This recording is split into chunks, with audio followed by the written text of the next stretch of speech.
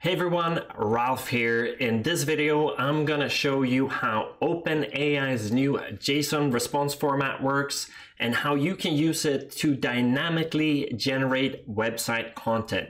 So to show you how that works, I got two examples lined up and then we're gonna jump into explaining how we built this and how OpenAI's JSON structure sort of powers this. So I got a very simple front end here. I just got a form, but when I submit this, the OpenAI response that I'm getting back is not only going to give me the answer to my question, but it's also going to give me a color that corresponds to it. So when's midnight, I get a black background. And if we change this to when's Christmas, well, I expect us to get a red one. And that's because we get format or the response back in a format that allows our website to read it and use it. To show you another example that we'll be looking at in this tutorial, we're just going to be using this quiz generator. And again, it doesn't maybe sound like anything revolutionary in itself. I'm sure that people have generated quizzes with OpenAI, but the difference here is that if we just enter a topic here, we'll get a quiz response back in a JSON structure that allows us to dynamically render this and also to know which of these questions that are correct versus incorrect, and then have the website act accordingly. And just to show you what this looks like, we got it right here. This is the JSON structure that we get back from our chat completions endpoint, and it allows us to power our website, our front end, to manage what the experience should be. So in this tutorial, I'll explain how you can achieve this with OpenAI's chat completion endpoint, the new JSON structure format. And then I'll also show you a little bit of how you can use it to build this quiz that we just saw. So let's get into it. All right, so before we get going, I just want to mention that all of the resources that I'm using in this tutorial is available in the video description, so make sure to go check those out and it'll make it easier to follow along here. And what I've done is that I have two windows open. I have a code editor. I'm using Cursor. You can use whichever code editor that you prefer. And then I have a browser window because we have our quiz here. And I'm also using a web-based development platform called gadget.dev. What it is essentially a fully hosted, fully managed development platform running in the cloud. And it's 100% free to sign up. You don't have to provide your credit card. And it makes it super simple to create web apps such as this. So I'm using that in this tutorial. And what I have in a link in the video description is a link that allows you to fork or clone the app that I've built, and you can have that up and running in a few seconds. So I'm going to show you how that works. If you grab the link in the video description, just put that into your browser and hit enter. If you have not used Gadget before, you just have to sign up. It takes a few seconds. You don't have to provide a credit card or anything else. As I said, it's 100% free to get started with Gadget, and you can have web apps running on their free tier without having to pay anything. Once you've signed up, you're going to get to this screen, and what this is essentially telling you to name the app that you're cloning or name your project. So I'm going to call this Ralph's JSON example. And then when I hit get started, Gadget spins up my infrastructure for this app on Google Cloud. So what I have out of the box here is a nodejs backend, a React frontend, and a Postgres database. We won't be using the Postgres database at all today, but it might be useful to know. And then it stitches all of that together and makes it available publicly on the internet. So we can have an app that is running live in the cloud without doing any kind of infrastructure setup. The only thing that you need to do for this app to work is to go ahead and go to settings, environment variables, and then you got to add your OpenAI API key right here. So Gadget provides both a development environment and a production environment. So let's go ahead and paste our API key into both of those. And if you want, you can encrypt it. to make sure that it's stored safely. And then the last thing before we check out how this app works, just make sure that your package.json has run here when you started your app. And if not, just hit run yarn install here. But it looks like it ran, so we don't have to do that. And the last thing that I want to show before we jump in and show or explain how the JSON format works, OpenAI's JSON format structure, I'm just going to show you again how you get to your front end and show you that this actually works. So up here, we can just click here, go to app, and here you have your development and production environment. We haven't deployed to production yet, so let's just use development. And what you have here is your app running on the cloud live. So we can go ahead and just try this. Let's use Norway this time, generate a quiz. You get the quiz responses and you just click on it and it works. So let's actually dive in and show you how the JSON format response works. So in Gadget, this is the editor. It's where you manage your app. You can code in here as well, or you can use the code editor.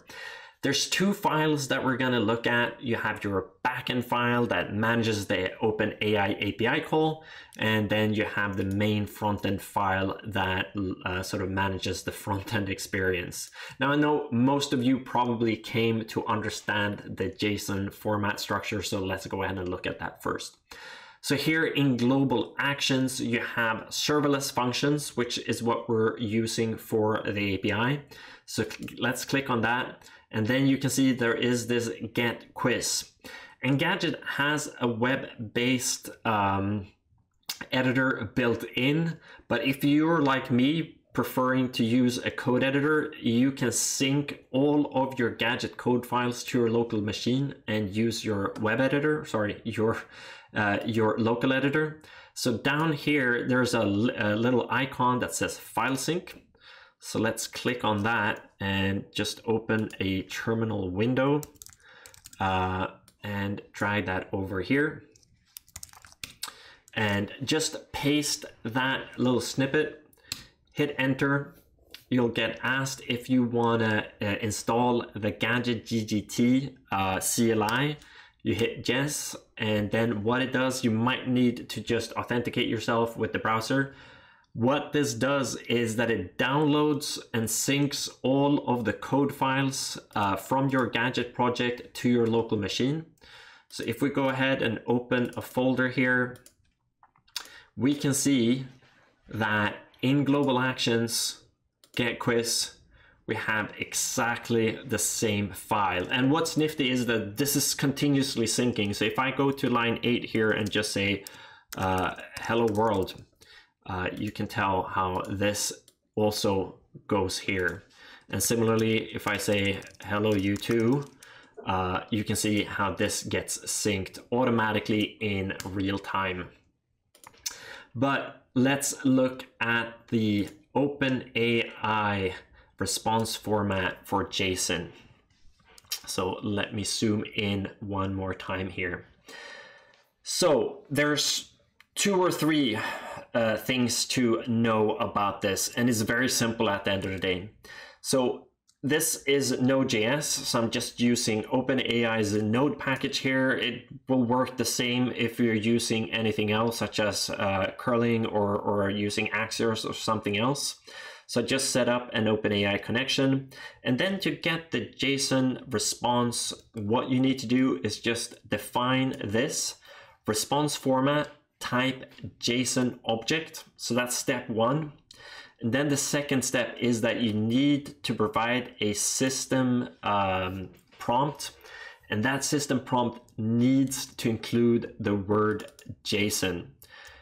If you use the response format JSON object here and don't use the JSON word in this, you will actually get an validation error at the API level, which is funny, but you need to have JSON in here. And then if you don't really care about the schema of your response, you just need JSON for whatever reason, you don't have to do anything else. This is everything that you need to do, and GPT will figure out what the best format or response is. Now, in our case, we actually have a front end, and I want this to work. And I expect there to be a particular format that allows my front end to render it the way that I want. So if that's a case that you have as well, where you want the same format over and over and over again, what I have found useful is to actually provide the schema for that in my system prompt. So in our case here, what I'm saying is, like, first of all, we're saying that you're generating a quiz based on a topic, respond with 1 short question and 3 plausible options of answers, which only 1 is correct. Please provide your answer in a JSON structure like this, and then this schema, where I say that, hey, I want to have a topic. You should give that topic a name. And then you will provide me with a question. In this case, is what is the capital of Norway? And then I sort of just put in these brackets here, the quiz question you generate. And then we have an option structure that has sub pieces here, like option 1, option 2, and option 3. And each of them have a body where I just say plausible option 1, and then is it correct, true or false. So this is essentially the schema that I'm telling my completions endpoint here, that this is what I expect you to send back. And then one last thing that I found to be super useful to really hammer home the point is to provide one example of what that looks like, or what I expect it to look like. So here I've just hard-coded 1 user question and 1 assistant response, where I say provide a question with 3 possible answers, and then I said the Premier League. And then I've said the assistant provides this, which is just this JSON structure that we expect to get, where I just say the Premier League location, where is the Premier League played, and I have 3 options of which one is correct.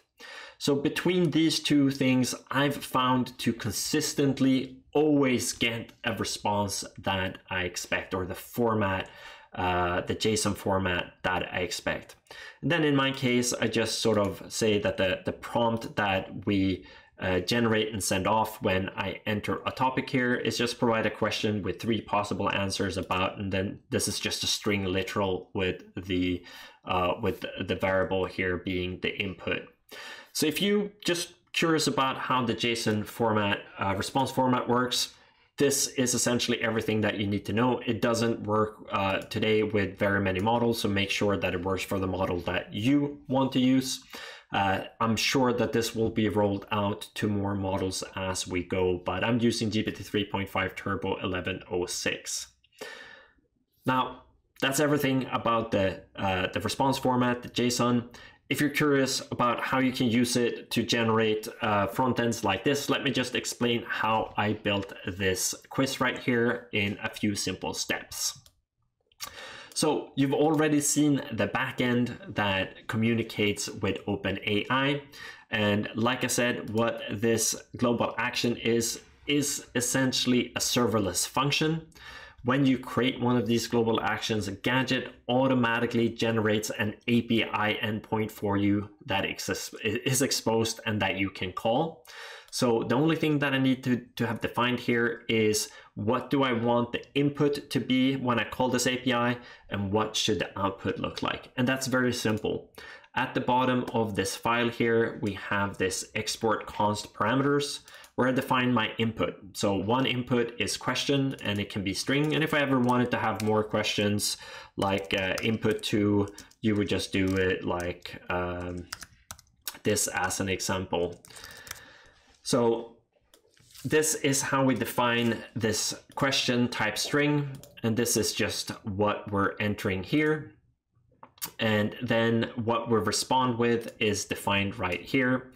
But let's start at the top. So what I do at the very top here, this is just Node.js. This is a JavaScript file in Node.js. I just use the OpenAI API package that we have in our package.json, which is here. I set up my connection, and I'm using this API key that we defined in our settings right here in environment variables. So this one right here is being called here.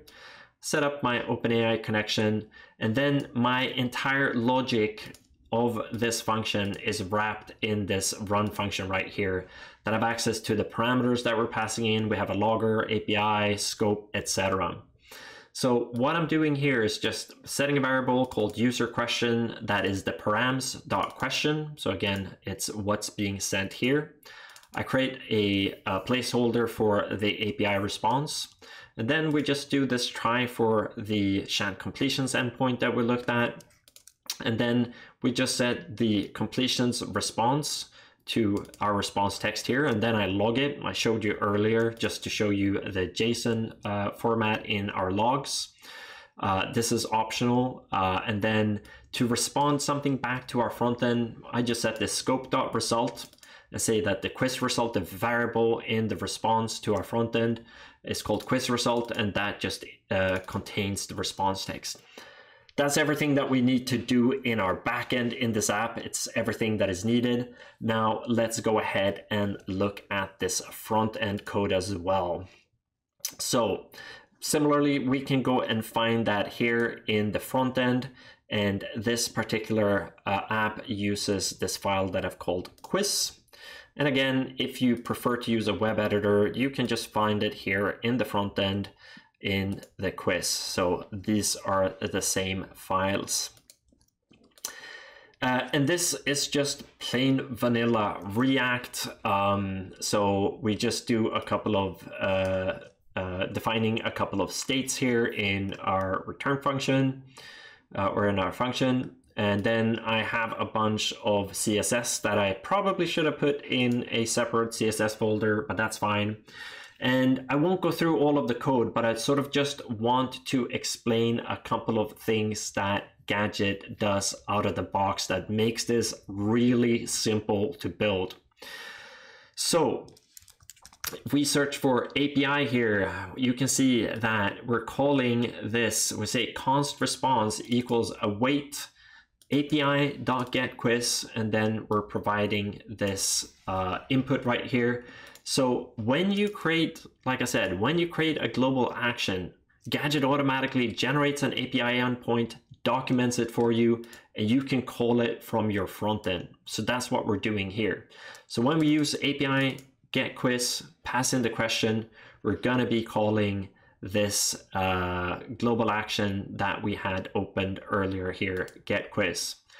Is really that simple to build a front end being connected to a backend in Gadget. And then once we get this response right here, we're just storing that in a response.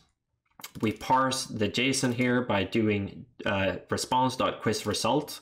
And if you remember, quiz result is just what we said that we want our response to be. So quiz result.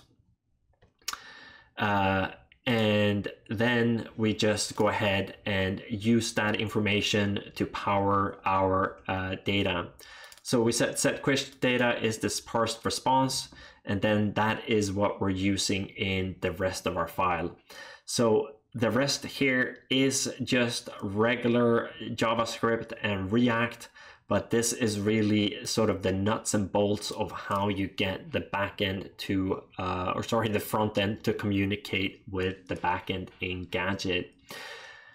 There's a ton of more things that you could, I could tell you about Gadget, but this tutorial was mainly to show you how to get the JSON response format to work and how easy it is to then have your front end dynamically generate experiences based on that. So that's how the OpenAI JSON response format works, and a very brief example of how you can use it to dynamically generate websites. I hope that this was useful, and maybe that it's a good starting point for you to experiment with and expand into whatever kind of projects that you want to build. If you're curious about Gadget and what you can do with the platform, make sure to go to their tutorial section in docs.gadget.dev. It's a really powerful platform that allows you to create web apps, really any type of web app, within minutes rather than spending a bunch of time setting up infrastructure. I'll leave a link in the video description, so make sure to go check that out. And if you like this video, please give it a thumbs up. And if you want to get more tutorials in the future, check out my channel or even subscribe to it. It would mean a lot to me. But for today, that's it. Thank you so much for watching, and I hope to see you in a future video. Bye.